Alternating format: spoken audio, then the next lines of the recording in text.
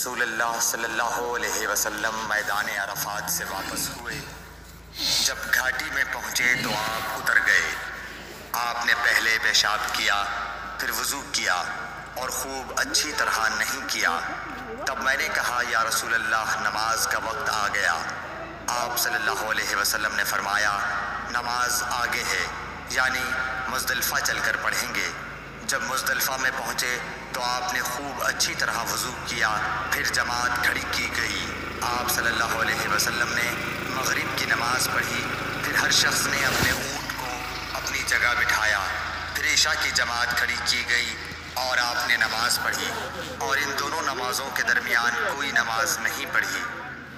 صحیح بخاری حدیث نمبر 139۔ ابن عباس رضی اللہ تعالی عنہ نے وضو کیا تو اپنا چہرہ دھویا، اس طرح کہ پہلے پانی کے ایک چلو سے کلی کی اور ناک میں پانی دیا، پھر پانی کا ایک اور چلو لیا، پھر اس کو اس طرح کیا، یعنی دوسرے ہاتھ کو ملایا، پھر اس سے اپنا چہرہ دھویا، پھر پانی کا دوسرا چلو لیا اور اس سے اپنا داہنا ہاتھ دھویا، پھر پانی کا ایک اور چلو لے کر اس سے اپنا بایاں ہاتھ دھویا، اس کے بعد اپنے سر کا مسح کیا، پھر پانی کا چلو لے کر داہنے پاؤں پر ڈالا اور اسے دھویا، پھر دوسرے چلو سے اپنا پاؤں دھویا، یعنی بایاں پاؤں۔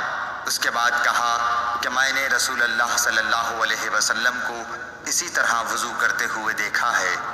صحیح بخاری حدیث نمبر 140۔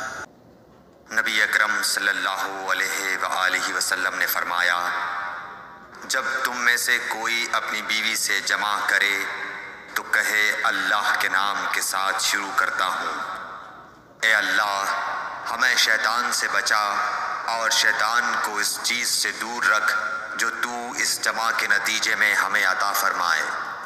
یہ دعا پڑھنے کے بعد جماع کرنے سے میاں بیوی کو جو اولاد ملے گی اسے شیطان نقصان نہیں پہنچا سکتا۔ صحیح بخاری حدیث نمبر 141۔